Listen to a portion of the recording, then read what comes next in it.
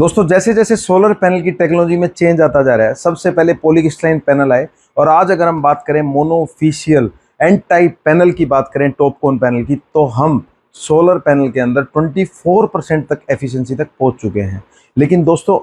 Advancement जो है, जो टेक्नोलॉजी जो है, वो धीरे धीरे और ज़्यादा एडवांस होती जा रही है। जर्मनी की एक कंपनी ने अभी नए रिसर्च के अंदर एक सोलर हाइब्रिड पैनल को लॉन्च किया है, जिसके अंदर हम देख पा रहे हैं कि 31% तक ये एनर्जी एफिशिएंसी को बढ़ा देता है। और इस एफिशिएंसी तक अगर हम चले जाते हैं तो हम अपना इंडिपेंडेंट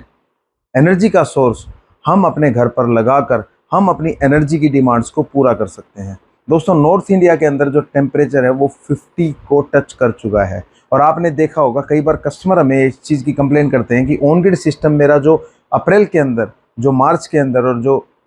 मई के अंदर जो एनर्जी को बनाता था, जो यूनिट्स को बनाता था, वो जून के अंदर और जुलाई के अंदर वो डाउन आ जाती हैं। दोस्तों ये बिल्कुल डाउन आ रही है। जैसे जैसे टेम्परेचर बढ़ता जा रहा है,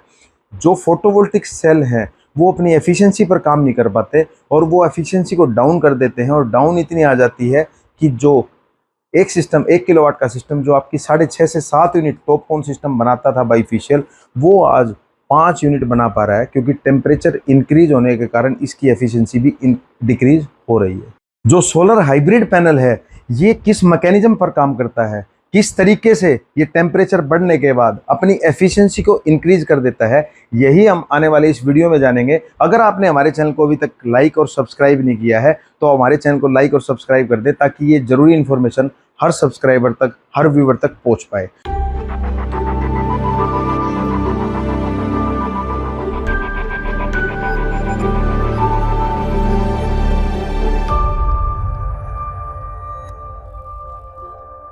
दोस्तों जो सोलर हाइब्रिड पैनल है वो 2 मैकेनिज्म पर काम करता है। सबसे पहला जो मैकेनिज्म है वो फोटोवोल्टिक जो सेल हैं उस मैकेनिज्म पर बेस्ड है, और सेकंड जो इसका मैकेनिज्म है वो सोलर थर्मल एनर्जी है। दोस्तों जैसे ही सनरेज इस सोलर पैनल से टकराती हैं तो जो टेम्परेचर बढ़ने की वजह से जो इसकी एफिशिएंसी में डाउनफॉल आता है, जो टेम्परेचर बढ़ने की वजह से जो एनर्जी को कम प्रोड्यूस कर पाता है, ये सोलर हाइब्रिड सिस्टम जर्मनी की कंपनी ने जो डेवलप किया है, ये सोलर हाइब्रिड सिस्टम उस एफिशिएंसी को बढ़ा सकता है, क्योंकि ये 2 चीज़ों के कम्बिनेशन पर काम करता है। सबसे पहला जो कॉम्बिनेशन है वो फोटोवोल्टिक सेल है, और सेकंड जो कॉम्बिनेशन है वो सोलर थर्मल एनर्जी है। जो ये सोलर थर्मल एनर्जी है वो हीट पंप के थ्रू और सोलर पैनल के कम्बिनेशन के थ्रू ये सिस्टम इस मैकेनिज्म पर वर्क करता है। और इस सिस्टम का जो नाम है वो शॉर्ट फॉर्म इसकी जो है वो पीवीटी कलेक्टर रखा गया है, या हम इसे फोटोवोल्टिक थर्मल कलेक्टर भी बोल सकते हैं।